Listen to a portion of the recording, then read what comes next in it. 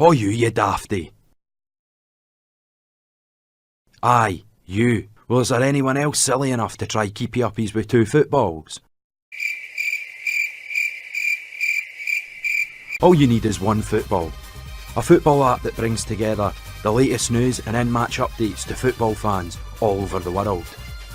1 football covers over 100 international football leagues and competitions live and in comparable detail. Pick a team, any team. You'll receive live official updates from the team you follow around the clock. Make sure you download 1 football to ensure you get a great result.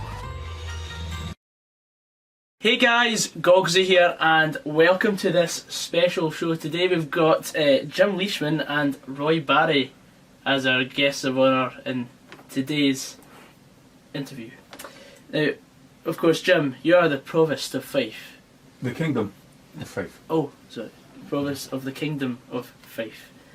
The Big Cheese. The Big Cheese. The Big Cheese.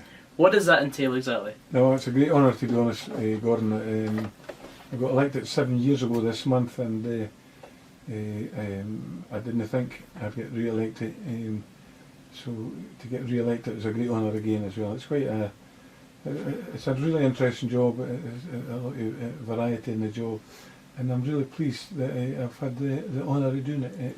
It's a lot of civic events and a lot of the council work, but it's great. It's really enjoyable. So take us through an average week in the life of yourselves. So Roy, you go first, seeing as I asked Jim a question. Well, I'm retired now, obviously, being the age I am, and but going back to my football days were really good. Well, please tell us about yourself being the last Dunfermline captain to lift the Scottish Cup. Well, I was very fortunate to be that because I came from Edinburgh originally, and I played for Hearts. And Dunfermline bought me from Hearts in 1966. I was at Dunfermline for 3 years, and in that time we played in Europe, and we won the Scottish Cup in '68. And I was a captain of that team. God knows why they made me captain, because all the Fife boys were there, and I was a bit apprehensive when they made me captain, coming from Edinburgh. But being typical Fife boys, they just took me on board, and it was a great adventure for me. So I had 3 wonderful years there, particularly the European nights, where we got to the semi-final of the Cup Winners' Cup. I think, if my memory serves me right, we got beaten aggregate something like 2-1 by Slovan Bratislava, and they eventually beat Barcelona in the final. That was played in Switzerland, and we got that close. I actually thought we were the better team, but they scored the bloody goal, so that answers that question. It was a good time for me, it was a nice time in my career, and Dunfermline were a great club then, and they're a great club now.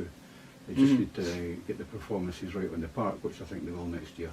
Oh, I'm sure they will. Yourself, Jim, what is an average week in the life of Jim LEISHMAN? Well, nowadays it's completely different for being a football player. I'm like Roy. Roy's very modest in what he says about himself. He was a great captain and a great leader on the park, and he's a legend at East End Park. Whereas myself, when I started as a footballer, these were the guys that I looked up to. These were the guys that I wanted to emulate. 41 games in Europe in the 60s, Dunfermline. Amazing record. And beating Valencia 6-2 in the early 60s, and Bordeaux when Roy played 4-0, and so top teams. Big scalps, and even bigger ones, Anderlecht, etc. But nowadays, well, I was privileged to become the manager of Dunfermline Athletic Football Club at 29-year-old, and that was a great experience for me, being so young and to support the team as a young boy, and go to see Roy playing, and the Calligans, John Lunn, Bert Payton, Paddy Grant, all the boys, Alec Edwards. It was great for me, and you just wanted to do that. You wanted to, and the very first time you run into East End Park, to the arena, and there's an audience, it was just an amazing feeling, and I can remember, I remember it as if it was yesterday, and so nerve-wracking because you didn't want to let your pals down, your mum and dad, yourself mainly. You didn't want to let yourself down. That was great. But 7 years I've been the provost, so it's a different thing. Like say, today I was in Lochgelly Centre, and it was to raise awareness of mental illness. And people are artists. They express their feelings, their thoughts on canvas.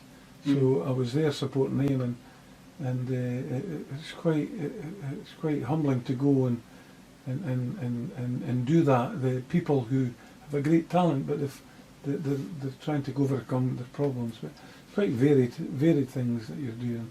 On Saturday, I'm at Kirkcaldy Photographic Society, going and promoting their things, and a lot of with the kids and a lot of things. But it's been a terrific end to my working career. 3 years to go, and I'll be like Roy, retired bro. Just old and good looking. So when the Dunfermline fixture list comes out, do you ever juggle your duties with Dunfermline matches? I go to most of the home games. Gordon, I still go along. I'm still a director, and you've got ambassadors like Roy go along as well on a Saturday, and Roy goes to quite a lot of the away games. Sometimes I can't make the away games because I try to do my provost duties then when Dunfermline away. But the home games, I think I've missed 2 the last season, 2 games, and I enjoy it. I enjoy it. I enjoy watching the team I support. Oh yeah, definitely. The real supporters through thick and thin, eh? Oh, and that's, I know that myself. Yeah. Well, that's me. I've played for Dunfermline and managed. Well, I've managed Dunfermline when it was the worst time in their history, and I've managed them at Hampden, and it's just an honour. It's an honour. I think the Dunfermline people take maybe Roy and myself for granted because we're in their face all the time. They can see us all the time, and that's maybe this big German. Whereas they didn't appreciate the feelings it is to have been a part of the team and part of the family, the tradition of Dunfermline athletics history. That's a fantastic answer. Do you have any memories of playing against my team Motherwell at all in your careers? Is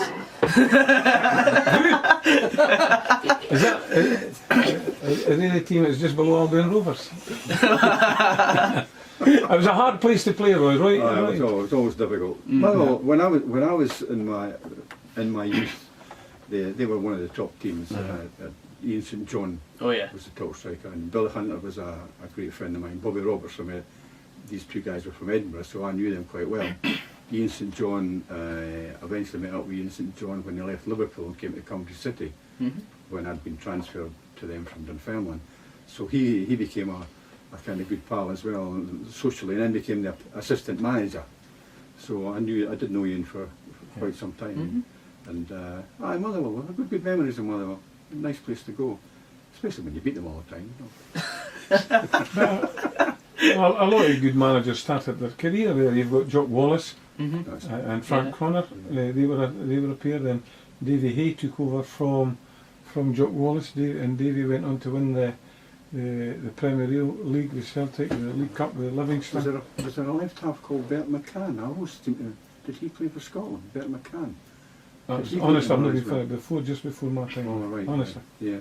I go back a lot further. He's only a boy. You've got the provost sitting here, but to us he's just a big pal. Definitely. Basically, that's what it amounts to. He's just the guy that buys the drinks. That's right. Yeah. No council expenses, right? No New York. No New York either. In the club, aye. Yeah. But great, it's great. Motherwell. I played with a guy who George Farnside. I don't know if you were just there. Peter Miller. I know the name. They signed him from Arbroath for £10,000 roughly, and he went on after Dunfermline to Motherwell. And Peter was a hard guy, but Motherwell was, as Roy said, always had good teams, especially at the Fir Park when you went there. Oh yeah. You know. Was the manager of Bobby Ansell? Bobby Ansell was the man. And he was a boy. He used to keep the ball on the ground. I remember that. Motherwell used to play good football on the ground because the point was playing big high balls to Ian St John, because he was only about 5'7", 5'8". So it was all on the ground, all played into him. I remember Bobby Ansell. Question for Roy. if you can make a five-a-side team out of players that you've played alongside in your career, who would be in it and why? Who'd be in it and why? You want 5 players? Yeah, 5 players. Willie Callaghan, Mhm. John Lunn, Jim Fraser, Hugh Robertson, and Alec Edwards. And they're all Dunfermline players because they're the best players about at that time. That's a fantastic answer. So who's in goals then? Bent Martin. He was our goalkeeper as well. Since you both hung up the boots, the sport may have changed on and off the pitch.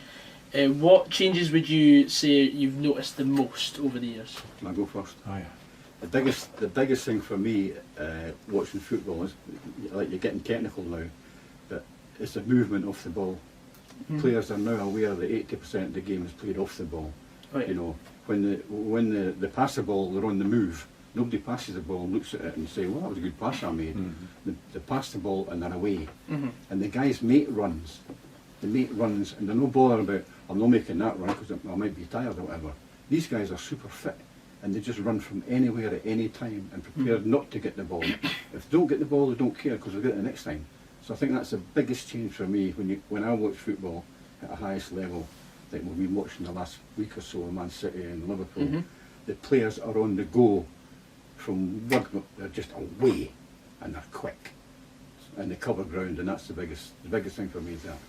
I think for me, wingers now are easier to play against.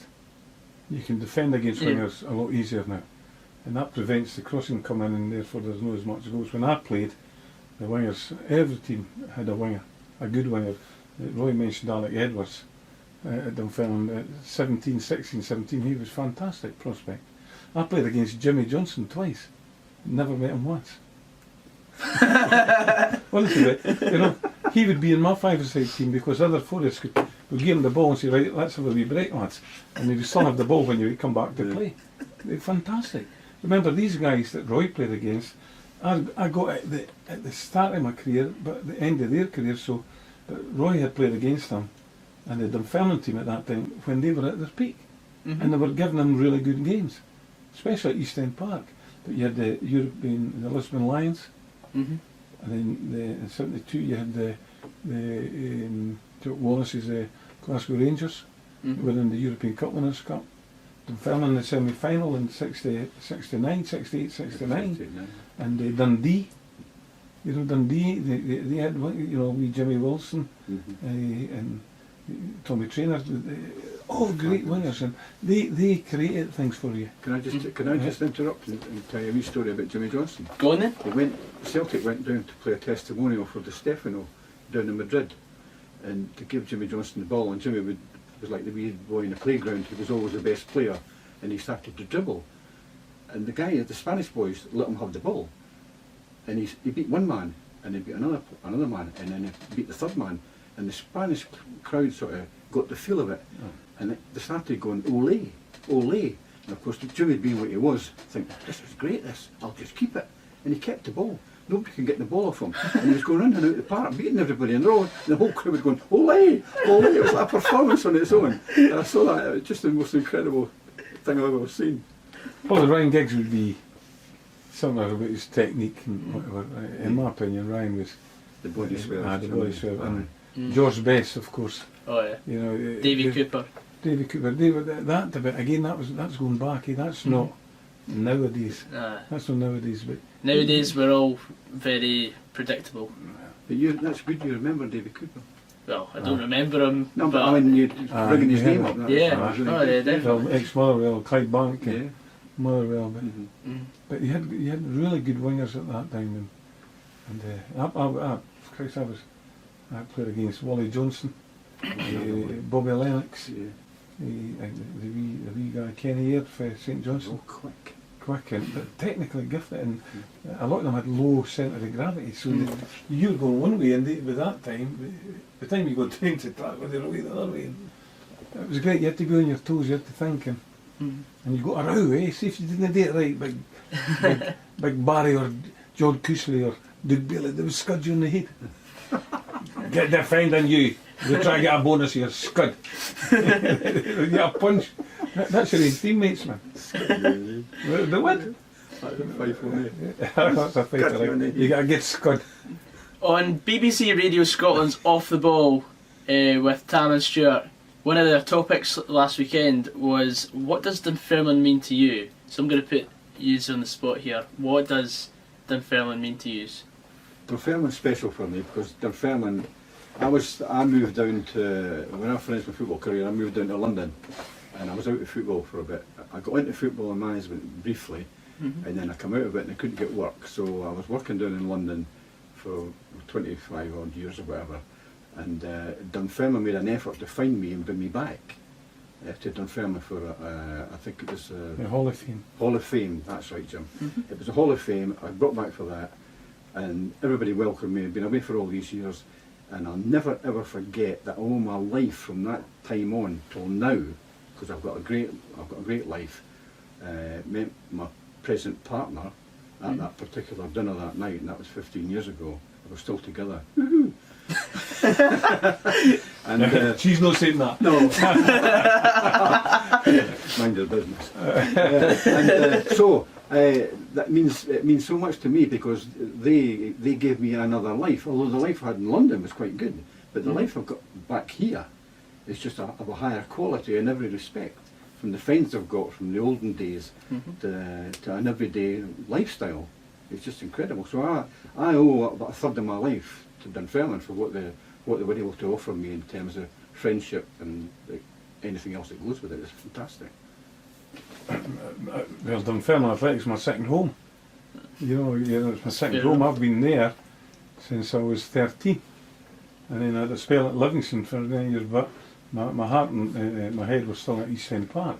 And you know, for years I was 7 days a week because it meant so much to me. And you know, at 29 I got the job. I just didn't want to fail. And what it meant to me at that time, it was our centenary year when I got my the job, 85, 86, and all I wanted was my name to go in the centenary book along with the greats, Jock Stein, Wally Cunningham, Ron Whaler, all these guys, Roy Barry. I was wanting to be part of that because as a football player I had a short career because of my injuries, and I just wanted to open the book and say, Jim Leishman, manager.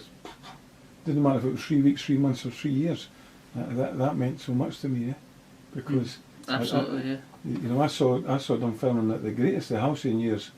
You know, when they won 2 cups and got beaten the 65 cup final, and then the European games. I saw a lot of the European games. And then I used to plug the school on a Wednesday and thumb a lift along the Cuddy Road, right, to go into King Street down, and hoped I got a lift home because I was still at the school, but went to see them. And it just so many great memories. A lot of heartaches as well in football. A lot of heartaches when you get beat, you're getting beat, you get relegated or whatever. But you pick yourself up, you say, hey, come on, this is the mighty DAFC, and you drive yourself on again. You drive yourself on and you drive yourself on. And like Roy, and you've got people like Kenny McLaughlin here, and you've got people that for the Heritage Trust, like Duncan Simpson and Donald Adams and all these guys that it means so much to them, the club. And they're now finding about the history, they're finding out about the heritage of the football club, and find out things that you didn't know, and you always learn something about the club. So it's a special place for me. Can I interrupt and just tell you this one last little thing? Go on then. I carry this little note with me everywhere I go to social events, and generally speaking, it's a bit ripped now, generally speaking, when I go to these events I bump into Hibs supporters, Hearts supporters, Rangers supporters and Celtic supporters, and they started giving me stories about how wonderful a club they are, and I can't resist the temptation to get this wee piece of paper out and start telling them about Dunfermline Athletic, because I'm fed up listening about the Jambos and the High Bs, etc., etc. And I tell them how wonderful Dunfermline are and were in the past, and they go, ha ha, yeah. And I say, listen, we were huge in Europe at one point. These people never ever realised how big Dunfermline were years ago. And I get this piece of paper out and I said, here's the teams we beat in Europe.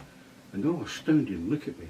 And I just get my little piece of paper out and I go, Everton, up Testosa, Valencia, Stuttgart, Atletico Bilbao, Spartak Zaragoza, Dynamo Zagreb, Olympiacos, West Brom, Slovan Bratislava, Gardea Warsaw, Bordeaux, Anderlecht, Cup Final, 61, 65, 68. Thank you.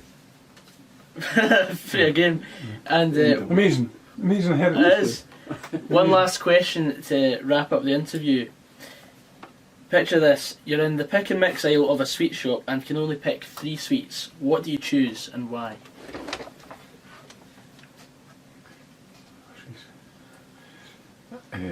You talking about football sweets or sweeties? Sweeties. Oh, Sweeties. sweeties.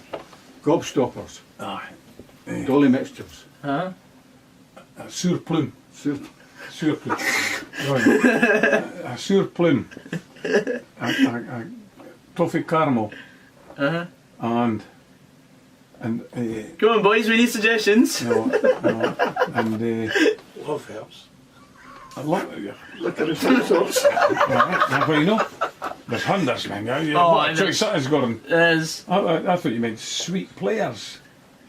But I'm into boiled eggs now.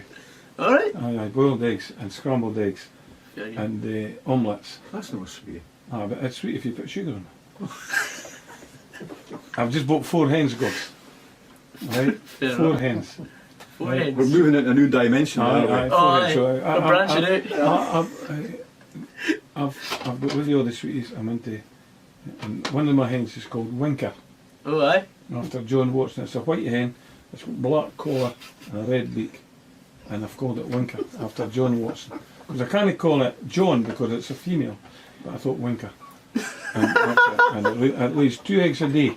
That's the best value I've got out of Winker Watson all the time I had him as a player. This is prime content. He says, I just got them on Friday, and I'm getting 4 eggs a day for my hens. You didn't know you turned it to Jack and Ori here, eh? Oh, You should aye. get them if you've not got hens.